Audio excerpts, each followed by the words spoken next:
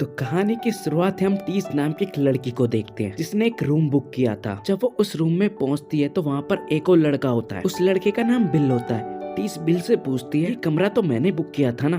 तो बिल कहता है, मैंने भी ये कमरा बुक किया है, मैंने किसी और ऐप से बुक किया है। अब यहाँ पर टीस को कुछ समझ ही नहीं आता। बिल यहाँ पर टीस को रुकने के लिए बोलता है क्योंकि बाहर बहुत ज्यादा बारिश हो रही थी। टीस के पास अब कोई और ऑप्शन था ही नहीं। बिल उसके लिए कॉफी बनाता है लेकिन टीस नहीं पीती कॉफी, क्योंकि टीस कैसे बिल पर भरोसा कर सकती थी। अब जब टीस को रहना होता है तो वो बिल के डॉक्यूमेंट की फोटो खींच लेती है, कहीं उसके साथ कुछ गलत ना हो जाए। प्रूफ के लिए वहीं बिल को भी लग रहा था टीस को उस पर भरोसा नहीं है, इसलिए वो उसके लिए एक शैंपेन लाता है। अब ये दोनों साथ में बैठ के पीते हैं उस शैंपेन को। वहीं पर ये दोनों ढेर सारी बातें भी करने लगते हैं, एक दूसरे के बारे में जानने भी लगते हैं। अब हम देखते हैं रात में टीस सब सो रही होती है तो उसको कुछ अजीब सा लगता है, ऐसा लगता है उसके साथ बिल ने कुछ करा है। लेकिन वो जब बिल के पास जाते तो वो सो रहा होता है। वो बोलता है, मैंने तो कुछ नहीं किया। अब टीस को कुछ समझ नहीं आता तो वो चली जाती है फिर सोने। नेक्स्ट मॉर्निंग बिल निकल चुका होता है अपने ऑफिस के लिए और उसने लेटर में लिखा था कि हम रात में मिलेंगे। अब टीस भी निकल जाती है इंटरव्यू देने के लिए। जब वो आसपास के घर देखते तो टूटे फूटे और वहाँ पर कोई नहीं रहता। अब टीस की यहाँ पर जॉब तो लग जाती है। जब उसकी बॉस पूछती है कि तुम कहाँ पर रहते हो, जैसी टीस उस जगह के बारे में बताती है तो उसकी बॉस बोलती है कि तुम वहाँ से जल्द निकलो, वो जगह ज्यादा कोई ठीक नहीं है। अब टीस काफी ज्यादा घबराई होती है। उसके पीछे एक अजीब सा आदमी होता है और वो कहता है कि तुम यहाँ से चली जाओ, लेकिन टीस घर में आ जाती है और वो काफी ज्यादा घबराई हुई होती है। अब हम देखते हैं टीस नीचे जाते बेसमेंट में, उसको टॉयलेट पेपर लेना था, लेकिन जब वो वापस आते तो बेसमेंट का गेट अपने आप बंद हो जाता है। अब ये देखकर वो काफी ज्यादा हैरान हो जाती है। अब टीस को यहाँ पर बेसमेंट में एक और दरवाजा मिलता है जो कि एक खुफिया दरवाजा था। अब हम वहाँ पर देखते काफी ज्यादा अंधेरा था। टीस वहाँ पर जाने से घबरा रही थी क्योंकि अंधेरा कुछ ज्यादा ही था, इसलिए टीस अपना दिमाग लगाती है और वहाँ पर रोशनी करती है। जब वो अंदर जाती तो वहाँ पर एक कमरा दिखता है जिसमें एक बेड, कैमरा और खून से भरी हुई बाल्टी होती है। देखकर टीस घबरा जाती है। अब वहीं पर बिल भी आ जाता है, वो टीस को बेसमेंट से निकाल लेता है और टीस काफी ज्यादा घबराई हुई होती है। टीस कहती है, अब मुझे इस घर में बिल्कुल नहीं रहना। बिल कहता है, एक बात तो बता, हुआ क्या है? बिल को जब टीस बात बताती है तो टीस कहता है, ठीक है, मैं नीचे जाकर देखता हूँ कौन है। अब बहुत देर हो जाती है, बिल नहीं आता तो टीस नीचे जाती है बिल को ढूंढने के लिए। अब टीस को एक और दरवाजा मिलता है उस बेसमेंट के अंदर, जैसे कि कोई गुफा हो। वहाँ से बिल की आवाज आती है कि मुझे बचाओ। टीस काफी ज्यादा घबराई हुई थी। वहाँ पर कुछ पिंजरे भी होते हैं। तभी वहाँ पर बिल दिखता है जो कि काफी ज्यादा घबराया हुआ था। वो कहता है कि किसी ने मुझको काटा है। टीस को कुछ समझ आता तभी वहाँ पर एक भयानक सी लेडी आती है और बिल के सिर को दीवार में मार मार के वहीं पर मार देती है बिल को। अब मूवी का सीन चेंज होता है। यहाँ पर हम एजी नाम के लड़के को देखते हैं जो कि एक एक्टर था। उसके ऊपर एक लड़की ने आरोप लगाया था। एजी ने उस लड़की के साथ कुछ गलत बर्ताव किया था। एजी के खिलाफ उसने कंप्लेन की है।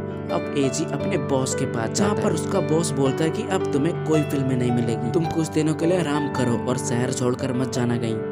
अब एजी की करतूत के कारनामे न्यूज़पेपर में भी छप गए थे। एजी अपने घर पर आता है और एजी का घर वही होता है जहाँ पर टीस और बिल रहते थे। एजी देखते हैं बेसमेंट के गेट पर कुर्सी रखी थी जो कि टीस ने रखी थी। अब एजी को पता लगता है उसका कमरा रेंट पर दिया गया था और वो भी उससे बिना पूछे।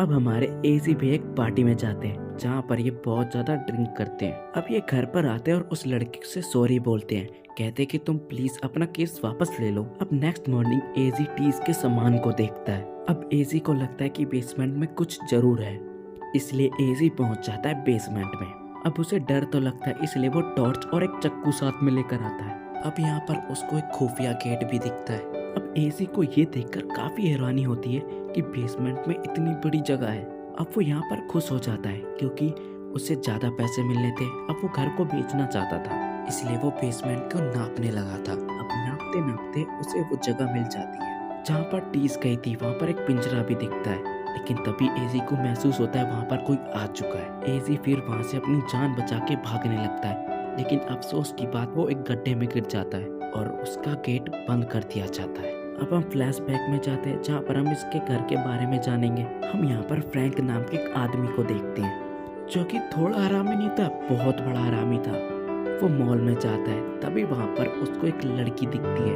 अब वो उस लड़की के पीछे आ जाता है, उसके घर पर प्लम्बर बनकर जाता है, जहाँ पर हमारे फ्रैंक भैया उसके घर पर जाते तो हैं, लेकिन वो प्लम्बरिंग का काम नहीं बल्कि उसके खिड़की के में कुछ गड़बड़ी कर देते हैं। अब यहाँ पर फ्रैंक का पड़ोसी मिलता है और वो कहता है कि मुझे अब यहाँ पर नहीं रहना। फ्रैंक कहता है देखो तुम्हें जाना है तो चले जाओ, मैं इस जगह को छोड़कर बिल्कुल नहीं जाऊंगा। फ्रैंक अंदर जाता है, तभी दर्दनाक आवाजें हमें सुनाई देती है। अब सीन प्रेजेंट टाइम में आ जाता है, जहाँ पर हम टीस को भी देखते हैं जो कि अभी जिंदा है। अब वो लेडी एक निप्पल देती है, उसमें दूध होता है। टीस एजी को बोलती है कि तुम निप्पल वाला दूध पी लो, क्योंकि टीस को पता था अगर जिंदा रहना तो उसे इस औरत की बात माननी पड़ेगी। एजी वो दूध पीने से मना करती है, तो टीस कहती कि तुम एक्टिंग करो बच्चे बनने की, नहीं तो उसे गुस्सा आ जाएगा।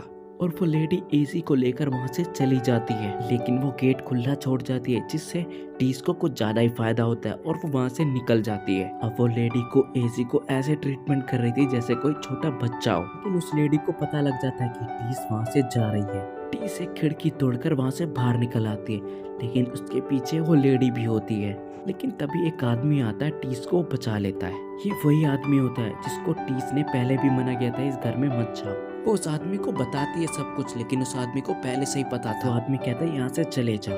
वही दूसरी तरफ एजी को बाहर निकलने का रास्ता ढूंढना था। अब एजी रास्ता ढूंढते ढूंढते वहाँ पर एक जगह पहुँचता है जहाँ पर सिर्फ कपड़े ही कपड़े थे।